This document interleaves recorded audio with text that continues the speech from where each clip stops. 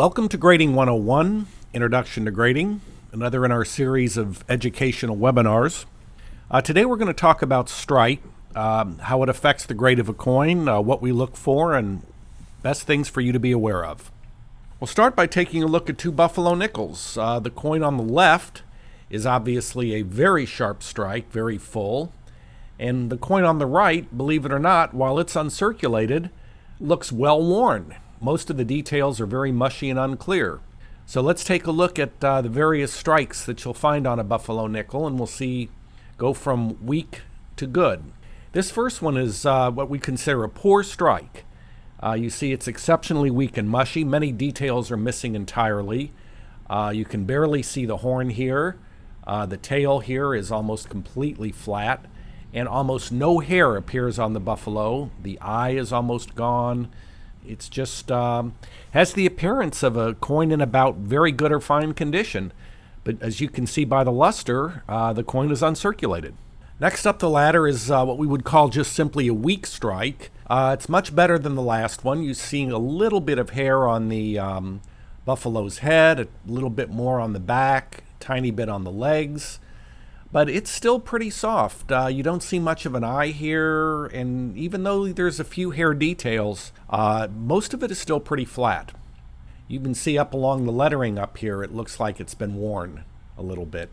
But again, this is an uncirculated coin, as you can see by the color and luster. This third one is what we would call an average strike. Again, you've got a good full horn here now. You've got some hair detail, some hair on the back of the buffalo here, a little bit on the legs. This is, again, pretty typical for a buffalo nickel. This would be unremarkable in terms of striking. You wouldn't say it's great, but you wouldn't say it's really soft. Here's a good strike. As you can see by the good strike, the hair detail is very sharp on the upper back. You see quite a bit of hair on the leg, quite a bit on the head, a nice sharp eye, good tip on the horn, some detail in the beard. Overall, this is well above average. A little bit of softness on the very highest points, but this is a very well-struck coin.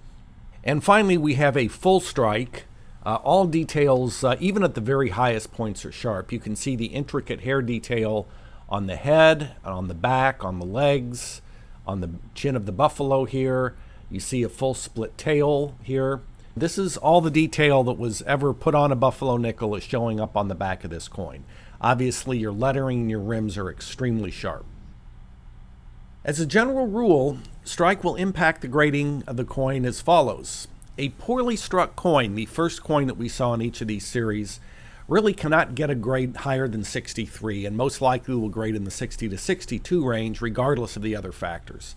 A strike that weak is just quite undesirable to collectors, and in terms of the market evaluation of the coin, it's just not going to ever bring much more than MS63 money at best.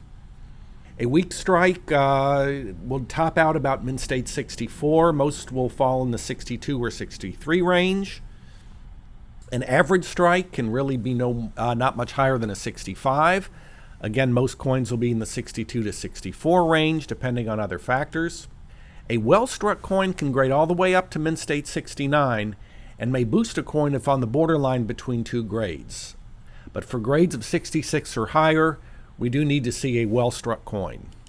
And finally, a fully struck coin obviously has no upper limit to the grade and certainly can add a point to the grade in some cases where the strike is truly spectacular.